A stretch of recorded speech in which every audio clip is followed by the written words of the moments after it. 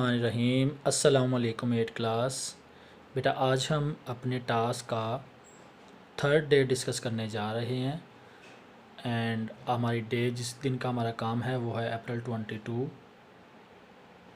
2020। ठीक है, इसमें हमने जो डिस्कस करना है दैट इज़, अगर हम देखें यहाँ पर लिखा हो dear students see page number 116 solve mini exercise. वहाँ पर जो 116 पर आप देखें, यहाँ पर आपको जो मिनी एक्सरसाइज दी गई है 116 पेज पर, ये वाली, इसमें से हमारे क्वेश्चन बने हुए हैं। ठीक है, after reading the paragraph learn it and give answer of the following question below.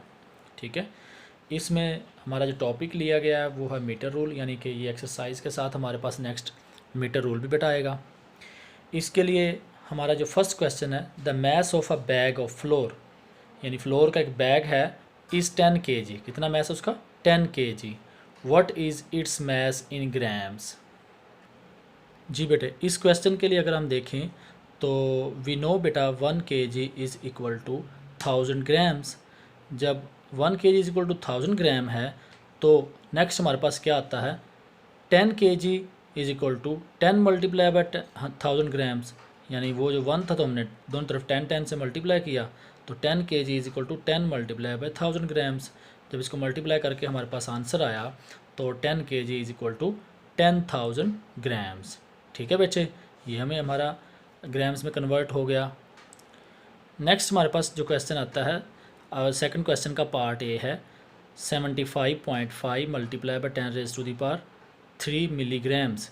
ठीक है, हमने यहाँ पर डिस्कस किया बेटा, वी नो जब हम प्रीफिक्सेस को डिस्कस कर रहे थे तो वहाँ पर हमने पढ़ा था एम किसका साइन है, मिली का, और मिली की वैल्यू क्या होती है हमारे पास, यहाँ पर अगर आप देखें मिली की वैल्यू क्या होती है, 10 रेज़ टू द पावर -3। ठीक है, अब हम इस वैल्यू को कुछ इस तरीके से लिखते हैं, 75.5 multiply by 10 raise to the power 3, ये वाली वैल्यू आ गई, और मिली की जगह पे हमने उसकी वैल्यू रख दी that is 10 raise to the power -3 and gram as it is आ गया। अब क्या हुआ, 10 raise to the power 3 plus 10 raise to the power 3 minus वाला दोनों एक दूसरे से कट ऑफ हो गए। जब कट ऑफ हो गए तो हमारे पास क्या वैल्यू बची बेटा, 75.5 ग्राम्स। तो लिहाजा इसको भी हमने ग्राम्स में कन्वर्ट कर लिया। नेक्स्ट हम चलते हैं अगले क्वेश्चन पे बेटा। जी, सेकंड क्वेश्चन का बी पार्ट हम देखते हैं। ठीक है, इसमें हमारे पास वैल्यू दी गई है 1.58 multiply by 10 raise to the power 2 kilograms. ठीक है, हम बेटा प्रीफिक्सेस में पढ़ चुके हैं किलो की वैल्यू कितनी होती है हमारे पास, kilo is equal to 10 raise to the power 3। तो सेम हमने इसकी वैल्यूज़ को यहाँ पे लिखा, सेम ये वैल्यू 1.58 वैसे का वैसे multiply by 10 raise to the power वैसे का वैसे रेज़ टू पावर 2। ठीक है, वो लिख लिया, और किलो की वैल्यू हमने उसकी वैल्यू पुट कर दी that is 10 raise to the power 3 grams as it is आ गया। अब जब हमने इसमें देखा हुआ है कि जब बेस जो है वो मल्टीप्लाई हो रहे होते हैं, ये हम जब पर समझ रहे थे तो हमने कहा था उसके एक्सपोनेंट क्या होते हैं, वो सम अप हो जाते हैं। ठीक है, वो इकट्ठे होकर क्या वैल्यू बन गई उसकी हमारे पास 1.58 multiply by 10 raise to the power 5 grams. ठीक है, अब जब हमने इसको सम अप करके 10 रेज़ टू द पावर 5 में लिख दिया ग्राम्स में, तो अब हम करते हैं कि इसको हम आम नोटेशन में लेके आते हैं, कॉमन नोटेशन में लेके, ये क्या है साइंटिफिक नोटेशन में लिखा हुआ है। तो अगर कॉमन नोटेशन में लेकर आना तो क्या करेंगे हम, जितने डिजिट हमें पता है कि ये 10 रेज़ टू द पावर क्या है, पॉजिटिव है। पॉजिटिव कैसे आई थी कि हम राइट से हमारा डेसिमल पॉइंट मूव होकर आया था। अब क्या है, जब इसको इसके अंदर मर्ज करना हो तो क्या करेंगे, अपने डेसिमल पॉइंट को राइट को ही ले जाएंगे, क्योंकि पॉजिटिव है तो राइट को वापस ले जाते हैं। तो यहाँ पर अगर हम देखें तो 10 रेज़ टू पावर 5 है तो 5 डेसिमल पॉइंट हमने कवर करना है। यहाँ पर देखें 1 2, अब आगे नहीं वैल्यू थी, हमने क्या लगा ली 0 3 4 एंड 5, फिफ्थ डिजिट के हम राइट कॉर्नर पर अपना डेसिमल पॉइंट ले आएंगे। तो इस तरह से हमारे पास ये वैल्यू जो बनी, वैल्यू ये बनी हमारे पास 158,000, यानी कि ये बन गया हमारे पास 158,000 ग्राम्स। ठीक है, 158,000 ग्राम्स। जी बेटा, ये भी हमारा क्वेश्चन क्लियर हुआ।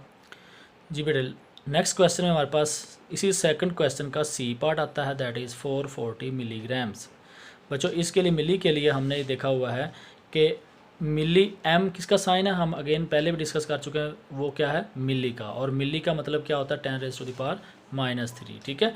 अब जब हमने इसको ऐसे वैल्यू में रखा, अब हम क्या कर रहे हैं, क्योंकि ये हमारे पास माइनस का है, जिस तरह पीछे हमने प्लस का था, तो वो हम राइट को डेसिमल पॉइंट को हमने मूव करवाया था उतनी डेसिमल प्लेसेस के थ्रू, जितनी पॉइंट थे उतने ही, जितने 10⁻³ थी एक्सपोनेंट थी, उतने हमने जो है प्लेसेस को कवर किया था।